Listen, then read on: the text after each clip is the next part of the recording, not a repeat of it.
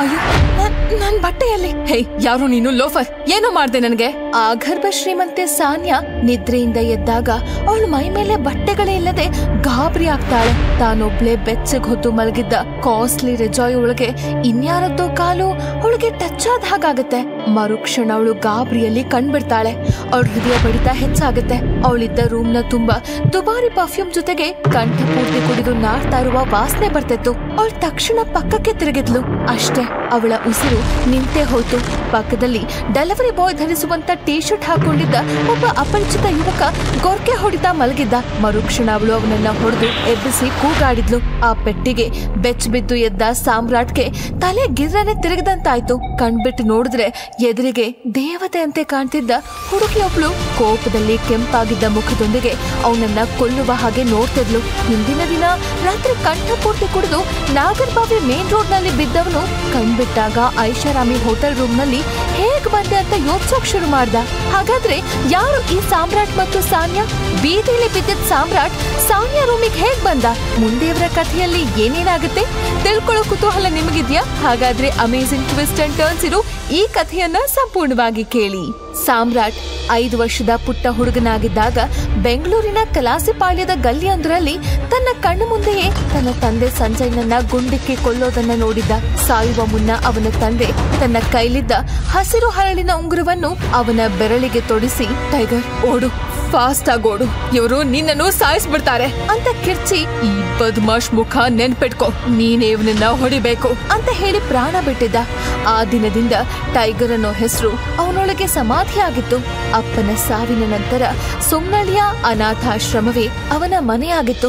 ಮುಂದೆ ದೊಡ್ಡವನಾದ ಮೇಲೆ ಡೆಲಿವರಿ ಬಾಯ್ ಆಗಿ ಕೆಲಸ ಮಾಡ್ತಿದ್ದ ಅವನ ಜೀವನದ ಏಕೈಕ ಗುರಿ ತನ್ನ ಗರ್ಲ್ ಫ್ರೆಂಡ್ ವೈಭವಿಗೋಸ್ಕರ ಒಂದು ಸಣ್ಣ ಮನೆ ಕಟ್ಟಿ ಅವಳನ್ನ ರಾಣಿಯಂತೆ ನೋಡ್ಕೊಳ್ಳೋದಾಗಿತ್ತು. ಆದ್ರೆ ಅವಳ ಹುಟ್ಟುಹಬ್ಬದ ದಿನ ವೈಭವಿ ಜಗನ್ ಎಂಬ ಶ್ರೀಮಂತ ಹುಡುಗನ ಜೊತೆ ಸೇರಿ, ನಿನ್ನಂತ ಬಿಕಾರಿ ಜೊತೆ ನಾನ್ ಲೈಫ್ ಲೀಡ್ ಮಾಡ್ಬೇಕಾ? ಹೋಗ್ತಾ ಇರೋ ಲೋಫರ್, ಗೆಟ್ ಔಟ್ ಅಂತ ಚಪ್ಪಲಿಯಿಂದ ಹೊಡೆಯಲು ಬಂದು ಅವನನ್ನ ಮನೆಯಿಂದ ಹೊರದಬ್ಬಿದ್ಲು. ಅದೇ ನೋವಿನಲ್ಲಿ ಜೀವನವೇ ಮುಗ್ದೋಯ್ತು ಅಂದ್ಕೊಂಡು ಕಂಠ ಪೂರ್ತಿ ಕುಡಿದು ರಸ್ತೆಯಲ್ಲಿ ಬಿದ್ದಿದ್ದ. ಇತ್ತ ಸಾನ್ಯಾ ಕೊಂಡದ ಮನೆತನದ ಕುಡಿ, ಸಾವಿರಾರು ಕೋಟಿ ಸಾಮ್ರಾಜ್ಯದ ವಾರಸುದಾರೆ.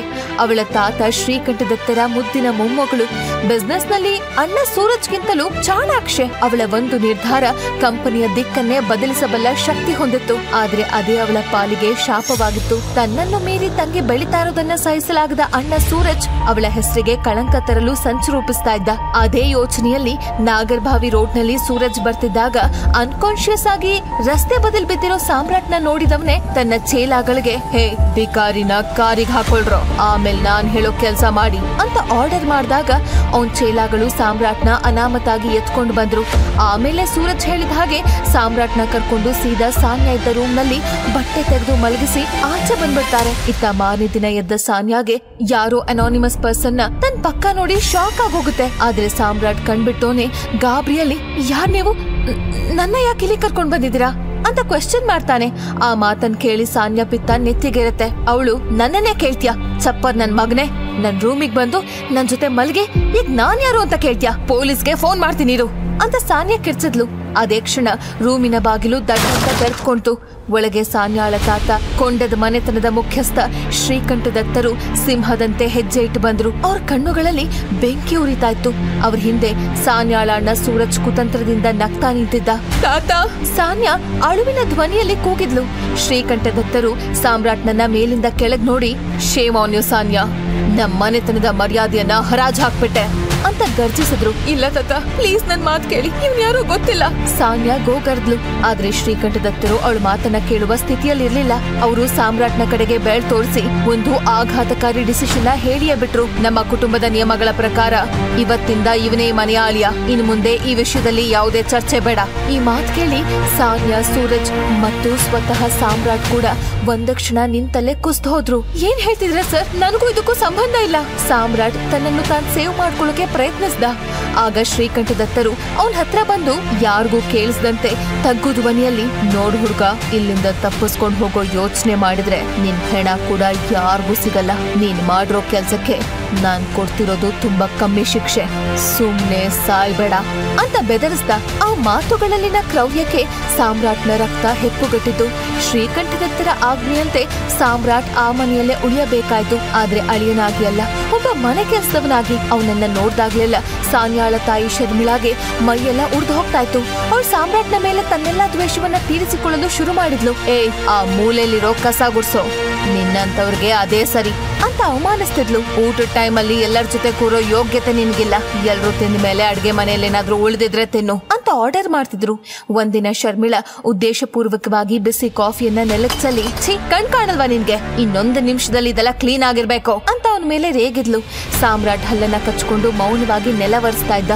ಎಲ್ಲ ಅವಮಾನಗಳನ್ನ ಸಹಿಸಿಕೊಳ್ಳುವಾಗ ಅವನಿಗೆ ತನ್ನ ತಂದೆ ಸಂಜಯ್ ಸಾಯುವ ಮುನ್ನ ಹೇಳಿದ ಮಾತುಗಳು ನೆನಪಾಗ್ತಿದ್ವು. ಆ ಹಸಿರು ಹಳ್ಳಿನ ಉಂಗುರವನ್ನ ನೋಡ್ಕೊಂಡಾಗ್ಲೆಲ್ಲ ಅವನೊಳಗಿನ ಸೇಡಿನ ಕಿಡಿ ಮತ್ತಷ್ಟು ಹೆಚ್ಚುತ್ತಾ ಇತ್ತು. ಆದ್ರೆ ಏನ್ ಮಾಡೋದು ಅಂತ ತಿಳಿದೆ ಸಾಮ್ರಾಟ್ ಹಲ್ ಕಚ್ಕೊಂಡು ಸುಮ್ನಿದ್ದ. ಮರುದಿನ ಶರ್ಮಿಳಾಳನ್ನ ನೋಡಲು ಚಿರಾಗ್ ಅಂದ್ರೆ ಸಾನ್ಯಾನ ತನ್ನೋಳನಾಗಿಸ್ಕೊಳ್ಬೇಕು ಅಂತಿದ್ದ ಶ್ರೀಮಂತ ಹುಡುಗ ಬಂದ. ಆಂಟಿ, ಯಾಕೆ ಟೆನ್ಷನ್ ಮಾಡ್ಕೋತಿದ್ದೀರಾ? ಆ ಡೆಲಿವರಿ ಬಾಯ್ನನ್ನ ಮನೆಯಿಂದ ಓಡಿಸೋದು ನನಗ್ ಗೊತ್ತಿದೆ. ನಾವು ಸಾಮ್ರಾಟ್ ಮತ್ತು ಸಾನ್ಯಾಳನ್ನ ಶಾಶ್ವತವಾಗಿ ದೂರ ಮಾಡಬಹುದು ಅಂತ ಚಿರಾಗ್ ತನ್ನ ಕುತಂತ್ರವನ್ನ ವಿವರಿಸಿದ.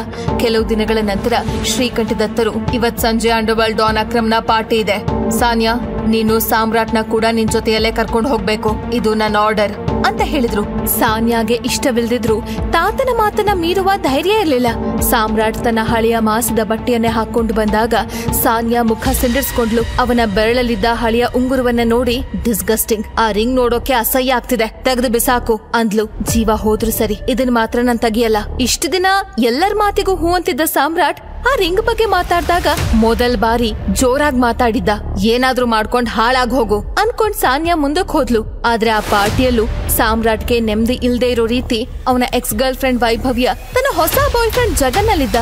ಸಾಮ್ರಾಟ್ನನ್ನು ಸಾನ್ಯಾ ಜೊತೆ ನೋಡಿದ ಅವನಿಗೆ ಪಿತ್ತ ನೆತ್ತಿಗೇರ್ತು. ಹೇ ಬಾಸ್ಟರ್ಡ್, ನೀನ್ ಎಲ್ಲೇನೋ ಮಾಡ್ತಿದ್ಯಾ? ಇಲ್ಲೂ ಸಿಂಗಲ್ ಪೀಸ್ ಕೇಕ್ ಡೆಲಿವರಿ ಕೊಡೋಕ್ ಬಂದ್ಯಾ ಅಂತ ಎಲ್ಲರ ಮುಂದೆ ಅವಮಾನಿಸ್ದ.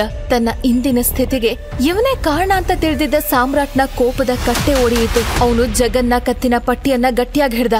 ಅವರಿಬ್ಬರ ನಡುವೆ ಜಗಳ ಶುರು ಆಗೋಷ್ಟ್ರಲ್ಲಿ ಡಾನ್ ಅಕ್ರಮ್ ಪಾರ್ಟಿಗೆ ಎಂಟ್ರಿ ಕೊಟ್ಟ. ಅವನ ಗಮನ ನೇರವಾಗಿ ಇವರಿಬ್ಬರ ಮೇಲೆ ಬಿತ್ತು. ಬೀದಿ ಭಿಕ್ಷುಕನಂತೆ ಕಾಣ್ತಿದ್ದ ಸಾಮ್ರಾಟ್ನನ್ನ ನೋಡಿದ ಅಕ್ರಮ್ ನೇರವಾಗಿ ಅವನ ಬಳಿ ಬಂದು, you are not invited here, scene create ಮಾಡ್ದೆ ಇಲ್ಲಿಂದ ಹೊರಟೋಗು ಅಂತ ವಾರ್ನ್ ಮಾಡ್ದ. ಆದ್ರೆ ಸಾಮ್ರಾಟ್ ಮಾತನಾಡಲು ಕೈ ಎತ್ತಿದಾಗ ಅವನ್ ಬೆರಳಲ್ಲಿದ್ದ ಉಂಗುರ ಅಕ್ರಮ್ನ ಕಣ್ಣಿಗೆ ಬಿತ್ತು. ಅಕ್ರಮ್ ಒಂದು ಕ್ಷಣ ಸ್ಟನ್ ಆಗಿ ಹೋದ. ಅವನ್ ತಕ್ಷಣ ನನ್ ಜೊತೆ ಬಾ ಅಂತ ಸಾಮ್ರಾಟ್ನ ಕೈ ಹಿಡಿದು ತನ್ನ ಪ್ರೈವೇಟ್ ರೂಮಿಗೆ ಎಳ್ದ್ಕೊಂಡ್ ಹೋದ. ಇದನ್ ನೋಡಿದ ಸಾನ್ಯಾ, ಅಯ್ಯೋ ಈಗ ಇವನ್ ಕತೆ ಮುಗಿತು, ಅಕ್ರಮ್ ಕೈಲಿ ಸಾಯ್ತಾನೆ ಅಂತ ಮನ್ಸಲ್ಲೇ ಅಂದ್ಕೊಂಡ್ಲು. ಸುಮಾರು ಅರ್ಧ ಗಂಟೆಯ ನಂತರ ಸಾಮ್ರಾಟ್ ಹೊರಗ್ ಬಂದ. ಏನಾಯ್ತು, ಏನ್ ಹೇಳಿದ್ರು ಅಕ್ರಮ್, ಯಾಕೆ ನೀನು ಒಳಗ್ ಕರ್ಕೊಂಡು ಹೋಗಿದ್ದು ಅಂತ ಸಾನ್ಯಾ ಕುತೂಹಲದಿಂದ ಒಂದೇ ಸಮ ಪ್ರಶ್ನೆಗಳನ್ನ ಕೇಳಿದ್ಲು. ಏನಿಲ್ಲ, ಸುಮ್ನೆ ವಾರ್ನ್ ಮಾಡಿದ್ರು. ಇಲ್ಲಿ ಸುಮಾರು ಜನ ದೊಡ್ಡ ದೊಡ್ಡ ವ್ಯಕ್ತಿಗಳಿರ್ತಾರೆ, ನನ್ ಕೆಲ್ಸನ ನೋಡ್ಕೊಂಡಿರ್ಬೇಕು ಅಂತ ರೇಗಿದ್ರು ಅಷ್ಟೇ, ಸಾಮ್ರಾಟ್ ಕೋಲ್ಡ್ ಟೋನ್ ಅಲ್ಲಿ ಹೇಳ್ದ. ಆದ್ರೆ ಸಾನ್ಯಾಗೆ ಅವನ ಮಾತು ನಂಬಿಕೆ ಬರ್ಲಿಲ್ಲ. ಇಲ್ಲೇನೋ ಬೇರೆ ವಿಷಯ ಇದೆ ಅಂತ ಅವಳಿಗೆ ಬಲವಾಗಿ ಅನ್ಸೋಕ್ ಶುರುವಾಯ್ತು. ಆದ್ರೆ ಆ ವಿಷಯನ ಇನ್ನೂ ಕೆದ್ಕೋಕ್ ಹೋಗ್ಲಿಲ್ಲ. ದಿನಗಳು ಕಳೆದಂತೆ ಕೊಂಡದ ಮನೆತನದ ವ್ಯವಹಾರದಲ್ಲಿ ದೊಡ್ಡ ನಷ್ಟವಾಯ್ತು. ಕಂಪನಿಯ ಎಲ್ಲಾ ಶೇರ್ ಹೋಲ್ಡರ್ಗಳು ಒಟ್ಟಾಗಿ ವಿರುದ್ಧ ತಿರುಗಿ ಬಿದ್ರು. ಅಂದು ರಾತ್ರಿ ಮನೆಯಲ್ಲಿ ಎಲ್ಲರೂ ತಲೆ ಮೇಲೆ ಕೈ ಹೊತ್ತು ಕುಳಿತಿದ್ರು. ಸರ್ವನಾಶ, ಎಲ್ಲಾನು ಮುಗಿದು ಹೋಯ್ತು. ಶರ್ಮಿಳಾ ಅಳ್ತಾ ಹೇಳಿದ್ಲು, ನಾಳೆ ಬೆಳಗ್ಗೆ ಒಳಗಾಗಿ ನಾವು 100 ಕೋಟಿ ರೂಪಾಯಿ ಕಟ್ತಿದ್ರೆ ಕಂಪನಿ ನಮ್ ಕೈ ತಪ್ಪ ಹೋಗುತ್ತೆ, ನಾವ್ ಬೀದಿಗೆ ಬರ್ತೀವಿ. ನಾನು ಎಲ್ಲರ ಹತ್ರನೂ ಕೇಳ್ದೆ ಅಮ್ಮ, ಯಾರೂ ಸಹಾಯ ಮಾಡ್ತಿಲ್ಲ ಅಂತ ಸಾನ್ಯಾ ಕಣ್ಣೀರ್ ಹಾಕಿದ್ಲು. ಆಗ ಶರ್ಮಿಳಾ, ಒಂದೇ ದಾರಿ ಇರೋದು, ನೀನ್ ಚಿರಾಗ್ ನನ್ನ ಮದುವೆ ಆಗು, ಅವನ್ ಕುಟುಂಬ ನಮ್ಮನ್ನ ಕಾಪಾಡುತ್ತೆ ಅಂದ್ಲು. ಅಮ್ಮ, ನನ್ ಕಂಪನಿ ಉಳ್ಸೋಕೆ ನನ್ನನ್ನೇ ಮಾರಾಟ ಮಾಡ್ತಿದ್ಯಾ? ಸಾನ್ಯಾ ಕೋಪದಿಂದ ಕಿರ್ಚಿದ್ಲು. ಈ ಡೆಲಿವರಿ ಬಾಯ್ ಜೊತೆ ಜೀವನ ನಡೆಸೋದಕ್ಕಿಂತ ಚಿರಾಗ್ನ ಮದುವೆ ಆಗೋದು 1000 ಪಾಲ್ ಮೇಲು. ಇವನೇ ನಮ್ಮನ್ ಬಂದ್ ಕಾಪಾಡ್ತಾನಾ? ಶರ್ಮಿಳಾ ಸಾಮ್ರಾಟ್ನ ಕಡೆಗೆ ತಿರಸ್ಕಾರದಿಂದ ನೋಡಿದ್ಲು. ಈ ಮಾತುಕತೆಯನ್ನು ಕೇಳ್ತಿದ್ದ ಸಾಮ್ರಾಟ್ನಿಗೆ ತೀವ್ರವಾಗಿ ಅವಮಾನವಾಯ್ತು. ಅವನು ಯಾರಿಗೂ ಗೊತ್ತಾಗದಂತೆ ಇದ್ದಕ್ಕಿದ್ದಂತೆ ಹೊರಗ್ ಬಂದು ಯಾರಿಗೋ ಒಂದು ಕಾಲ್ ಮಾಡ್ದ. ಹಾ ಹೇಳು. ಆ ಕಡೆಯಿಂದ ಧ್ವನಿ ಬಂತು. ಅಂಕಲ್, ಕೊಂಡದ ಗ್ರೂಪ್ ನ ಸಮಸ್ಯೆ ನಾಳೆ ಬೆಳಗ್ಗೆ ಒಳಗಡೆ ಸರಿ ಹೋಗ್ಬೇಕು. ಯಾವೊಬ್ಬ ಶೇರ್ ಹೋಲ್ಡರ್ ಕೂಡ ತೊಂದರೆ ಕೊಡಬಾರ್ದು ಅಂತ ಸಾಮ್ರಾಟ್ ಅಂತ ಆರ್ಡರ್ ಮಾಡೋ ಟೋನಲ್ಲಿ ಹೇಳ್ದ. You don't worry. ಅತ್ತ ಕಡೆಯಿಂದ ಉತ್ತರ ಬಂತು. ಇತ್ತ ಮರುದಿನ ಬೆಳಗ್ಗೆ ಮನೆಯಲ್ಲಿ ಎಲ್ಲರೂ ಅದೇ ಆಫೀಸ್ ಟೆನ್ಷನ್ ಅಲ್ಲಿದ್ದಾಗ ಕಂಪನಿಯಿಂದ ಫೋನ್ ಬಂತು. ಎಲ್ಲಾ ಶೇರ್ ಹೋಲ್ಡರ್ಗಳು ತಮ್ಮ ನಿರ್ಧಾರವನ್ನ ಬದಲಿಸಿದ್ರು. ಬರ್ಬೇಕಿದ್ದ ಹಣವೂ ಬಂದಿತ್ತು. ಒಂದೇ ರಾತ್ರಿಯಲ್ಲಿ ಸಮಸ್ಯೆ ಮಾಯವಾಗಿತ್ತು. ಅಷ್ಟರಲ್ಲಿ ಚಿರಾಗ್ ಮನೆಗೆ ಎಂಟ್ರಿ ಕೊಟ್ಟ. ನಾನ್ ಹೇಳಿದ್ನಲ್ಲ ಆಂಟಿ, ನಾನು ಮಾತಾಡಿದ್ರೆ ಎಲ್ಲವೂ ಸರಿ ಹೋಗುತ್ತೆ ಅಂತ. ನಿಮ್ಗೋಸ್ಕರ ರಾತ್ರಿ ಇಡೀ ನಿದ್ದೆ ಮಾಡ್ದೆ, ಎಲ್ಲರ ಹತ್ರ ಮಾತಾಡಿ ಈ ಡೀಲ್ ಕುದುರಿಸ್ದೆ ಅಂತ ಸತ್ಯ ತಲೆ ಮೇಲೆ ಹೊಡೆದ ಹಾಗೆ ಸುಳ್ಳು ಹೇಳ್ದ. ಶರ್ಮಿಳಾ ಸಂತೋಷದಿಂದ ದೇವ್ರ ಹಾಗೆ ಬಂದೆ ಕಣೋ ಚಿರಾಗ್ ಅಂದ್ಲು. ಆಗ ಚಿರಾಗ್ ಮೂಲೆಯಲ್ಲಿ ಕಸದ ಪೊರಕೆ ಹಿಡಿದು ನಿಂತಿದ್ದ ಸಾಮ್ರಾಟ್ನನ್ನ ನೋಡಿ, ಏನೋ ಡೆಲಿವರಿ ಬಾಯ್, ನಿನ್ಗೇನ್ ಅರ್ಥ ಆಗುತ್ತಿದಲ್ಲ? ಕೋಟಿ ಕೋಟಿ ವ್ಯವಹಾರ, ಹೋಗೋ ನಿನಗ್ ಕೊಟ್ಟಿರೋ ಕೆಲ್ಸ ಮಾಡು ಅಂತ ಅವಮಾನಿಸ್ದ. ಅವನ ಮಾತಿಗೆ ಶರ್ಮಿಳಾ ಕೂಡ ದನಿಗೂಡಿಸಿ, ಏನೋ ಹಂಗೆ ನೋಡ್ತೀಯಾ? ನಿನ್ ಯೋಗ್ಯತೆ ಏನು, ಚಿರಾಗ್ನ ಯೋಗ್ಯತೆ ಏನು ಅಂತ ಈಗ್ಲಾದ್ರೂ ಗೊತ್ತಾಯ್ತಾ? ಈಗ್ಲೇ ಈ ಕ್ಷಣನೇ ನನ್ನ ಮಗಳಿಗೆ ಡಿವೋರ್ಸ್ ಕೊಟ್ಟು ನಮ್ಮ ಮನೆಯಿಂದ ತೊಲಗು ಅಂತ ಹೀಯಾಳಿಸಿದ್ಲು. ಸಾನ್ಯಾ ಕೂಡ ಏನ್ ಹೇಳ್ಬೇಕು ಅಂತ ತಿಳಿದೆ ಮೌನವಾಗಿ ನಿಂತಿದ್ಲು. ಆದ್ರೆ ಮರುಕ್ಷಣವೇ ಒಂದು ಗಂಭೀರ ಖಡಕ್ ಧ್ವನಿ ಎಲ್ಲರನ್ನ ನಿಶ್ಶಬ್ದಗೊಳಿಸ್ತು. ಸಾಕ್ ನಿಲ್ಸಿ.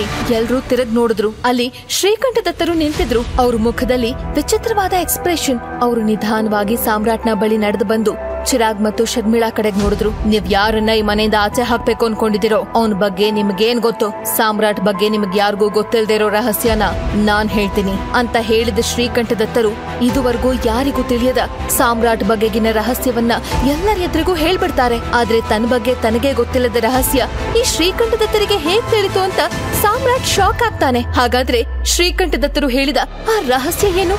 ನಿಜಕ್ಕೂ ಸಾಮ್ರಾಟ್ ಯಾರು? ಅಕ್ರಮ್ ಅವನಿಗೆ ನಿಜಕ್ಕೂ ವಾರ್ನ್ ಮಾಡಿದ್ನ ಅಥವಾ ಅವರಿಬ್ಬರ ನಡುವೆ ಬೇರೆ ಏನಾದ್ರೂ ಮಾತುಕತೆ ಆಯ್ತಾ? ಫೋನ್ ನಲ್ಲಿ ಸಾಮ್ರಾಟ್ ಯಾರ ಜೊತೆ ಮಾತಾಡಿದ್ದ? ಸಾಮ್ರಾಟ್ ಹೇಗೆ ಸಾನ್ಯಾ ರೂಮಿಗೆ ಬಂದ? ಈ ಎಲ್ಲಾ ಪ್ರಶ್ನೆಗಳಿಗೂ ಉತ್ತರ ಬೇಕಾ? ಈಗಲೇ ಡೌನ್ಲೋಡ್ ಮಾಡಿ ಪಾಕೆಟ್ ಎಫ್ಎಂ ಮತ್ತು ಕೇಳಿ ದೇಶ ವಿದೇಶದಲ್ಲಿ ಫೇಮಸ್ ಆಗಿರೋ ಟೈಗರ್ ರಿಟರ್ನ್ಸ್ ಅನ್ನೋ ಮೈ ನವಿರೇಳಿಸೋ ಕಥೆಯನ್ನ.